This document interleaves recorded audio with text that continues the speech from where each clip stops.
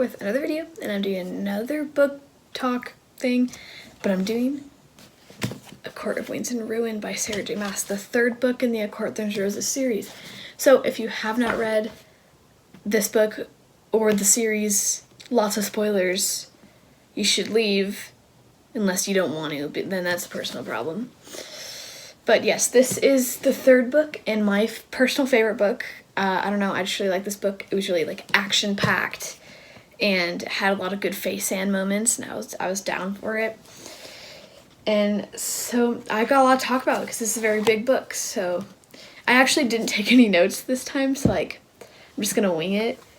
But you know, I've read this book so many times, I should just know it by now, but you know, whatever. I'll start by reading the description like I usually do, although I don't know if I did it in A Court of Mist and Fury. I might have, I don't know though. Okay.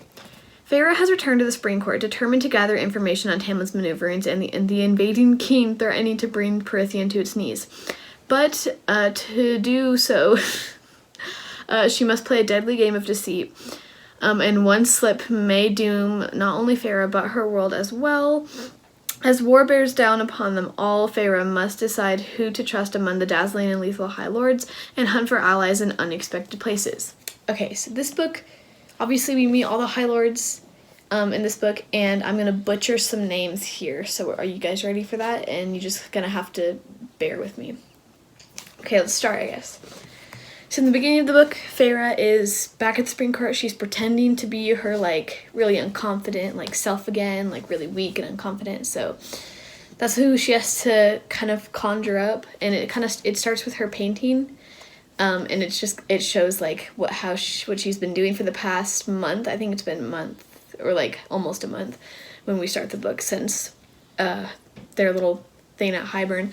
And obviously we know from the end of Mist and Fury that Feyre is the High Lady of the Night Court, and she can still talk to Rhys through the bond. But if her and Rhys talk too much, then the mating bond will kind of like show up again, so they can't really talk that much, only in like emergencies or every once in a while. And Feyre basically has this like really strong strain on her power because she's protecting a lot of people in the Spring Court's minds from Hybern because she's a good person. And she's slowly trying to destroy the entirety of the Spring Court. She's been kind of trying to mess with Tamlin. She had a little thing with Lucien where she woke up from a nightmare and went into his room, gave him a little hug, and waited for Tamlin to come in. And he did, and he was like really mad, and then he was mad at Lucien. And then when we have,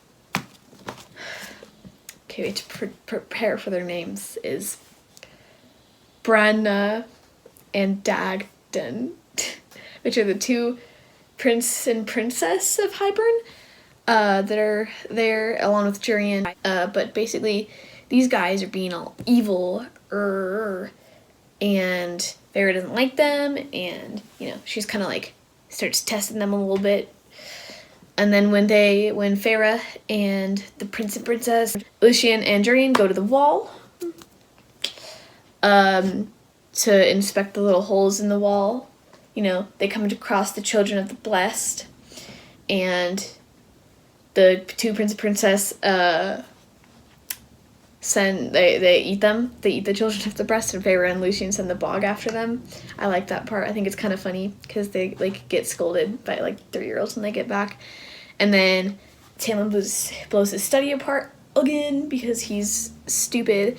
And then Feyre talks to Rhys, and we get to see more of Rhys. And so we know by what Rhysand said, that Cassian and Azriel are healing and everyone's okay because he's been telling her, you know. Okay, so then it's the second time they go to the wall. Before that, so Feyre does this little tricky trick during summer solstice where she makes the sun shine on her instead of Ianthe, so that the court will see her as like blessed, and also to mess with Ianthe. And then Ianthe wants to get revenge and make herself look awesome again, so she like finds out who took she like takes the key, the grounds keys, and she gives them to the Naga, and then she like makes them think that it was some sentry who fell asleep and it was his fault. And then Feyre makes the guards like her because she protects the sentry, but then Tamlin does it anyways, and the guards hate Tamlin now, so that's fun. Okay, so the second time they go to the wall, Feyre thinking, she's like, okay, I think I got all my information that I need. I'm going to go back to the night court now. So she gets all of her stuff. She steals Tamlin's knives. She thinks about killing Ianthe, but she doesn't. And she gets ready to go back to the night court. Okay, and just... So what we're thinking is that she would just, like, winnow to the night court, which... Something that really bothered me is when she was in the tent, why didn't she just take Tamlin's knives and then winnow away? Because instead she, like, left the tent and started walking. Like, couldn't she have at least winnowed, like, away from the group to contact Rise so she didn't have to, like, walk all that way? And it would just been so much faster and she wouldn't have had to deal with so much stuff. Basically, she's walking away from the camp and everything. She's being real sneaky and she hears Ianthe. And Ianthe's abusing Lucien. And she saves Lucien. And she takes control of Ianthe's mind, makes her smash her hand with a rock. And then she leaves Ianthe there on her knees. And then the stupid prince and princess of Hybern come and they're like, Lucien, she's a Daemati, I don't know. She can control minds, bro. She's like awesome, but we still hate her and we're gonna try to kill her now. So like they like fight Feyre, and turns out they've been poisoning her slowly, so she's losing her powers. So the strain on her power wasn't just her getting like controlling or trying to help everyone. It was also that she was being poisoned. So they hit it well. And so she's fighting them, and she kills them both, and then Lucien's like, dude, I want to go with you, homie. I gotta see Elaine. And then Feyre's like, you're not, yeah, but nobody cares, Lucien. And then Lucien's like, she's my mate, and who knows what they've been doing to her. And then Feyre's like, they're perfect. Leave them alone. Okay, so now they have to, since they don't have their powers, neither Lucien or Feyre didn't have their powers, so they need to walk. And keep in mind, obviously their powers are going to come back, but if they were to walk... Give me a minute. They would have to walk. And just by chance, the spring court has to be closest to the two most dangerous courts for Feyre and furthest away from the night court, just because that's like the most inconvenient thing possible. Okay, so they would have to go through the autumn court, the winter court, under the mountain, the dawn court, or the middle, I guess, but whatever. The dawn court, the day court, and then they get to the night court. But she's thinking, my powers will probably come back, so they're probably only going to have to go through the autumn court, the winter court, and maybe the middle, or the winter court. Oh my god, under the mountain, Jesus Christ. That's what she's thinking, right? So she's like, cool, this would be awesome, But still, it's going to take a really long time. And so her and Lucien start going, and obviously you can't have stuff in the autumn court without Lucien and Feyre getting attacked by Lucien's evil brothers. So first time they're almost out there in the little mountain range at the very edge of the autumn court. I'm looking at the map right now. I'll put up a picture maybe if I feel adventurous enough. But they're getting through the little mountain edge on the autumn court, and so they're almost in the winter court, but then they get attacked by Lucien's brothers, and then they're like, oh god, this is gonna be so easy. We're just gonna like kidnap you, and it'll be easy. And then Feyre's like, starts feeling her powers start to awaken just because she's closer to the autumn court in her little fiery side of her powers. So she shoots some fire at them. Then her and Lucien run. They're like, cool. And then she gets to the winter court. She still can't winnow because she doesn't have her full powers or talk to Rise for whatever reason. They just want to make it more inconvenient. So now they're kind of out of the winter court, and they're on this like big like iced over lake, and I'm thinking like she's like, her and Lucy are talking about how they don't know how long this could go on, and I'm thinking like something's gonna happen here, something's gonna go wrong here, maybe they'll fall through. I was kind of excited about it. I kind of wanted them to fall through because that'd be kind of funny, but no, Lucien's brothers find them again and they start melting the ice. So Feyre and Lucien are running, then Feyre gets like taken by Eris, the most evil brother, and he's like dragging her across the ice. And she's like, no, this is so bad. And she's like being bound by little fire binds. And then Cassian and Azriel come, and I was like, yes, the little Cassian and Azriel moment that I needed. So they're back. Azriel goes and he helps Lucien fight the other brothers, and then Cassian is just like destroying Eris. He like slashes him in the gut. Okay, so she's trying to get rid of the fire binds with her little ice powers, and then when she finally does that, she realizes, probably wouldn't be the best way to get allies, probably wouldn't be to kill the High Lord's son. So she's like, stop. all high ladylike. And then, you know, oh my god. Castian holds Feyre, Azriel holds Lucien, and they fly to the edge of the Winter Court where Mor is waiting. And then Feyre and Mor, they have a little hug, and she's like, where's Rhysand? And he's like, and Mor's like, long story, not here. So they go back, Mor winnows them to the Night Court. They say hi to Amren, but before Feyre can really talk to Amren, Lucien's like, there's children laughing in the sleep, and they're all like, yeah, duh, what'd you expect? And he's just kind of like really shocked. I don't know. But like, if you think, he's like thinking like, this is my friend Feyre, did he just like think that she would just immediately turn evil and go live in this evil place with these evil people? I mean, he's got to be thinking, you know, they're good. There's got to be a good part about this place. It's not just going to be constant murder. What was he expecting? And he gets all surprised because there's like kids laughing. It's like, Lucy, nobody asked you. And then Rhysand comes, and Feyre and Rhysand reunite, and then she goes to see her sisters, and she brings Lucien, and she tells Lucien about everything that's happened, and he's like, oh, that makes more sense. She goes to see, okay, this entire book, I was waiting for like a good sisterly moment between Feyre, Nesta, and Elaine, and I really didn't get that much through. I got a little bit of it, but I think there's probably going to be more in the next books that she writes, so I'm really excited for that. Cool. And so she first goes to see Nesta, and Nesta's all like, you're back. Didn't like you anyways. And I was like, seriously, Nesta? She saved you. You know, she was a little late, but she saved you from Tamlin and the evil people, and she like saved you, and it's awesome. And she just like gotta go and be so rude to Feyre, like she didn't do anything wrong. And then Elaine misses her human fiance, and she's all sad. And then Lucien comes, tries to talk to Elaine, and then they're all like, Lucien, get out of here, nobody asked you. Okay, so then they have the dinner with Nesta and Lucien and the rest of the inner circle, and they decide that they need Nesta and Elaine's help to help the wall, to rebuild the wall, or not to fix, you know what I mean, to fix the wall so that the Hybern can't bring it down. So Feyre has to ask Nesta about that, and Nesta's like, totally, I'll help you, but you know, I don't want to tell anyone my story. I don't want to talk to anyone because I'm antisocial.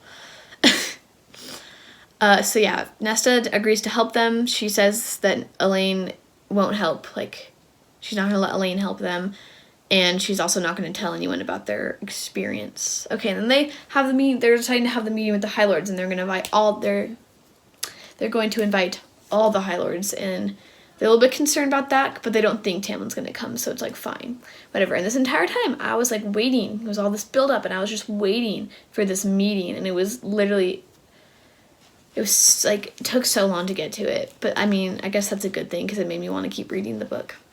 Whatever, I'm trying to think of other important things that happened between then and Andrita. I thought it, oh my god, I didn't call it Alan Conte for once. I always call the city and in the summer court, Andrita, I always call it Alan Conte, like Shadowhunters, and I do it every time, and it makes me mad, but I said it right this time.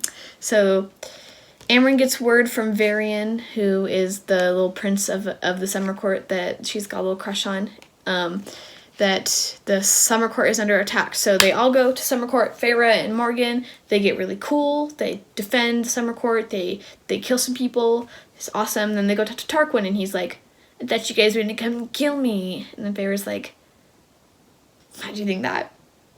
Whatever. And then Tarquin's all rude about it. It's like, you stole from me. You had good reasons, but like, I still don't like you that much.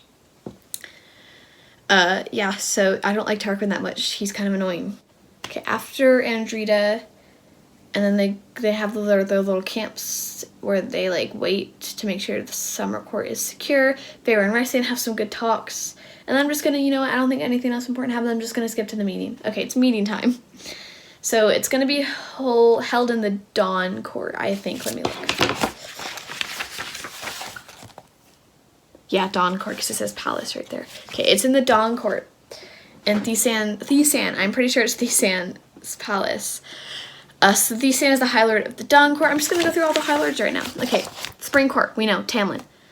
Autumn Court, don't know if you know, Baron is the High Lord. Summer Court, Tarquin. Winter Court, Callias. Dawn Court, Thesan. Day Court, Helion. Night Court is Feyre and Rysand, obviously. Okay, so they're at this meeting, and all the High Lords show up, except Tamlin. So they're all sitting down there, they're having a little bit of arguments already, and then all of a sudden, freaking Tamlin comes in, and he's like, you bet you didn't think I was gonna come here, but you know what, I'm extra, so I decided to come anyways. And then Feyre and Rysand are like, ugh, don't want to talk to him. Yeah, but this is definitely my favorite part of this entire book is the meeting part. I don't know, I just kind of like it because they all like stick up for each other, so it's like nice. So they made bets beforehand on who would cause the first fight, and they're all like, oh, it's gonna be Baron or it's gonna be Eris or whatever. And they get there, and guess what? It's Azriel. So thanks a lot. You just like lost them a lot of some money, Azriel. Jesus. So Eris insults Mor, and Azriel tries to kill him. Then Feyre makes him stop, and she's like, they're my family. That was the ugliest face I've ever made. Feyre like tells the rest of the High Lords who are like, she's like, they're my family. It's a nice moment. Okay, so basically the High Lords, they're having trouble trusting Rysand, and obviously Tamlin's not helping because he never helped anyone. But eventually I think they all decide to trust Rysand because he's perfect and gorgeous. Like, why would you not want to trust him? It's nice. So Tamlin's not being helpful. He gets mad at Feyre, I don't remember, and then Rysand takes away his ability to speak, and Rysand pretty much just shows everyone how much more power he has than them, because he's awesome, and he's the best, so it's awesome. Okay, so what was I talking about? Okay, and then I think it was Baron. Yeah, Baron says something about Rysand, and Feyre goes all crazy on him and tries to kill him, and she almost succeeds. She's like making her way slowly through his shields and like blasting fire and ice and water at him, which was just like really annoying because now all the High Lords know about her powers, which I mean they were gonna find out eventually, so whatever. But then Rysand makes her stop, and she's like, sorry dudes. And then Baron tries to leave, but then Nesta's like, no, because I haven't told you yet, because eventually she agrees to tell them. She tells them, she gives them a little speech, and then they're all like, oh, maybe we should work with you. That was a nice speech. Okay, so now basically we found out Hellion wasn't, oh my god. Okay, we find out Hellion wasn't being like a big jerk. He was just pretending like Rysand pretended. He's actually friends with Rysand. Yeah, so that's nice. Vivian is Mor's friend from the Winter Court. So that's nice, and she's like kind of like, Vivian's kind of upset that she's not the High Lady because Feyre's the High Lady. So let's just like skip to the next day. Okay, so Nesta had this bad feeling about something, and then they're all just like, that's fine, and then guess what? The King of Fire used the cauldron to bring the wall down, you idiot. So Nesta gives a little throw-up session. Then the wall blast goes over, Rysand protects Feyre, and then they're all like, guess we're doing this now. And it's time for war. So it's like the first battle, they surprise Hybern. Cool, they win a little bit. Second battle, they were surprised by Hybern. They win a little bit. Just a little bit. And then freaking, what's her name? Elaine gets kidnapped because, oh, the cereal. I forgot to talk about the cereal. During the first or second battle, Feyre goes to the cereal to ask questions about Hybern, and he dies because Ianthe killed him. Right? That's so sad. And then Feyre kills Ianthe. Well, technically she doesn't kill Ianthe. She gives her to the Weaver to eat. And that's nice. Okay, so, oh, I forgot to talk about Bryaxis, too. Oh my god, I forgot this whole section about Bryaxis. But Bryaxis lives in the library in the Night Court, and he's this little, like, demon. I don't know, he kind of looks like a demon. But he basically shows you your worst fears and, like, terrifies you, and Cassian's really scared of him. But Feyre and Amren make a deal with Bryaxis to fight for them when the time is right, and then she's trying to get a deal with the Bone Carver but he wants this mirror that makes you go insane when you look in it, so she's kind of like not doing that. So that's nice. Okay, so she talks to Serial. Serial gets murdered. Cool, everything happens with the Braxis. And then a second battle, they lose. Don't lose. Whoa, they win just barely. And I kind of talk about this for a second. Okay, wait. So at some point in the book, Feyre's like, well, the last war lasted for years and years. How long's this one gonna last? But after you've read the book, you know it lasts like 3 weeks, which I think is kind of funny because she's like, oh, this is gonna go on forever. It's like 3 weeks later, they're like, it's over. So the Serial tells Feyre that Nesta will be able to locate the cauldron. So they try that out. They find the cauldron. They get a little too close. The cauldron knows they're there. Cool. So that night, all the people who were made, so Amryn, Nesta, and Feyre all wake up and they come running. They're like, what is that? Like, they can feel the cauldron nearby. And then they realize, wait, where's Elaine? Like, Elaine's not out here. And Feyre had a dream that Elaine's former fiance, Grayson, was like calling for Elaine, and she's like, oh, the cauldron like kidnapped Elaine by making her think that Grayson was there. So they realize Elaine's gone. Feyre and Azriel go to save Elaine because Azriel's definitely into Elaine, and I definitely think they're gonna end up together. Because I'll talk about like those the Elaine and Nesta relation, like they're both of the sisters' relationships. Because just like I have so many predictions and I'm just like, really excited. Okay, so they get Elaine back and they also save this random human girl that was being tortured. And then before Feyre and Azriel left, Feyre and Mor had a huge argument, and so Mor goes over with Feyre and they have a little conversation, and then Morgan, they like make up. But then Morgan tells her, she was like, Morgan tells her about like this big secret she has. Basically, Morgan tells Feyre that she prefers females and she's never told anyone because she was afraid that would make her, like, her family would just like completely would have like something real to hate her for, and then that would make it worse because everything they hate her for like wasn't her true self, so she's kind of scared to tell them that, or to tell anyone that. So she hasn't told anyone except Feyre, and then Feyre tells her, whenever you're ready, I'll be right, like, I won't tell anyone, but I'll be right there with you when you're ready to tell everyone. And so then Morgan's like, cool, homie. So the Serial also tells Feyre how to nullify the cauldron without killing her. So Amryn finds that section in the book that the Serial told them about, and she figures out how to do it. So she's like, so it needs to be me, Feyre, Nesta, and Elaine. Then we all need to collectively destroy the cauldron, and that's cool. So the day of the third final battle, I think it's the third one.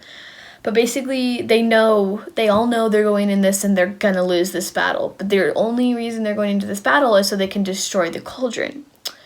So this part got me in my little feels, because they all go into this battle knowing they're probably never gonna see each other again. But they just want to save the rest of the world, and it's like, it makes me sad because, and they're like say their goodbyes, like they never fully like say it, but they like, what they mean when they have their little moments, is that they're saying goodbye, and it's really sad because that's sad. And then the battle's like just kind of starting, and then freaking Miriam and Draken finally decide to join the battle. And if you don't know who they are so Miriam was half fae, half human, she was in love with Jurian. And then she kind of like slowly started to fall in love with Draken, and then when she left Jurian, she went with Draken, they were mates, and then they took their people and they hid. So basically there's somewhere where Miriam, Draken, Fae, and human people are living together, and they tried to Rise and them tried to contact Miriam, Draken first to help with the battle, but they were just so well hidden they couldn't find them.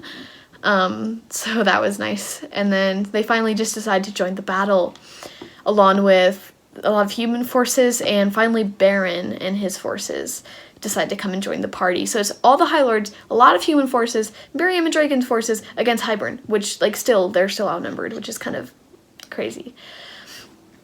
So they still think they're gonna die, and it's really sad. And so Feyre says goodbye to Rise, she says goodbye to Cassian and then Amryn. Oh, they also get the Bone Carver and the Weaver on their side. So it's basically like Prythian plus some extras, monsters versus Hybern.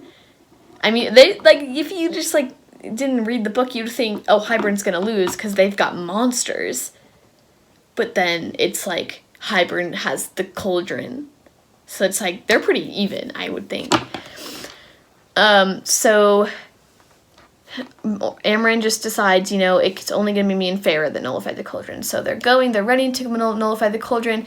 They get to the cauldron. Feyre puts her little hand in the cauldron, and then Amren's like, I'm sorry, Feyre. I'm sorry I lied to you. And I was like, at this point, I was like, but Amren, how could you? Because Amren lied to her. And then I was like, but there's no way Amren would betray her. I mean, Amren seems kind of mean, but Amren's nice. So I was, like, pretty calm. And then it's, like, going to Nesta, who's getting ready to sacrifice herself pretty much against the king, and Cassian's with her, and then Cassian starts to die, and instead of running, Nesta protects Cassian with her body, and it's just so sweet. I just need some more Nessian moments. Like, I swear to God, if they don't end up together, I'm literally gonna, like, fight someone. But then Elaine kills the King of Hybern, and that's nice. And then Feyre kind of, like, pulls herself out of the little cauldron's little powers. Oh, and their dad dies too, but, like, I don't really care about him. And then Amren's, like, apologizing. She's like, Amren's like, I know how to win this battle, though. It's just not the same. I'm gonna win this battle for you guys, but it's just not the same the way you thought it was. So Amren's basically gonna release herself from her Fey body into her little monster self and destroy the entire Hybern army because she's just that awesome. So Feyre's like, cool. And Varian comes and he's like, Amren, don't do it. I love you. Don't do it. And then Amren's like, I'm gonna do it anyways. But yeah, they do it. Amren goes and kills everyone. But in doing so, she kind of destroys the cauldron just because she was so powerful when she came out in her full monster form, that she destroyed the whole cauldron. And then Amren dies too because she used all of her powers to destroy the Hybern army in her little monster form. So Amren's dead. It was really sad. It made me cry. It was so sad.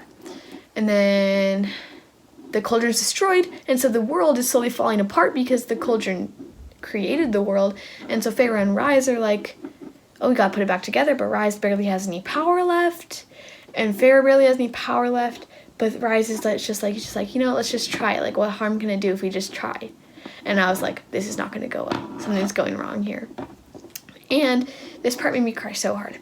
But they're doing the cauldron. Rise tells her he loves her. They fix the cauldron. It's like, and then at first you're like, yes, but then Feyre, like, turns her on, and then Rysand's, like, dead. And it literally, I cried so hard when that happened. I, like, sobbed. It was really embarrassing. Like, when the first time I read this book and that happened, I was, like, in my bed, and it was 9:30 on, like, a Monday night, and I was sobbing. And I just remember my mom came into my room, and she was just like, are you okay? But I was, like, crying so hard. It's embarrassing. And then I finished that book that night. I literally stayed up till, like, 10:30 to finish that book. That was insane, though. When he died, it literally made me cry so hard. And then I literally immediately started to stop reading the book, and I went and got Frost and Starlight off my bookshelf because I want to know if he actually died. So I read the back of it, and I gotta read the back of it for you guys, because just imagine what I was going through. But it's like, your favorite character second favorite character in your favorite book series dies, and you're just like, oh, there's no way he actually dies. So you get the next book, and you read the description, and this is just what happens in the description. Okay, I'll read you the last two paragraphs. So it basically says, my mate who had worked so hard and so selflessly without hope that I would ever be with him. We had both fought for that love, bled for it. Rise had died for it. I freaked out when I read that part. I had, like, a full-on panic attack because I was like, oh no, he's actually gonna die. And then I started crying harder, and I was like, gotta finish the book. And then he came back to life, and I was like, damn it, Sarah J. Maas. But that literally, like, pulled on my feelings. It literally destroyed me, I think. I was dying inside.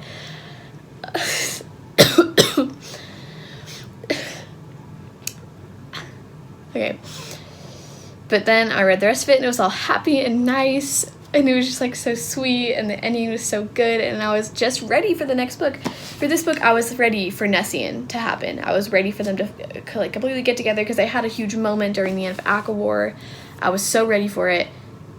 And I guess you're just going to have to figure out what happens. Either read the book, either read Frost and Starlight, or just wait for my next video, which will probably be in like a month because I have school.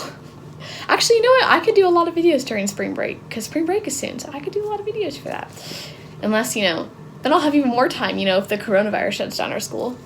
It's a bad joke. Bye.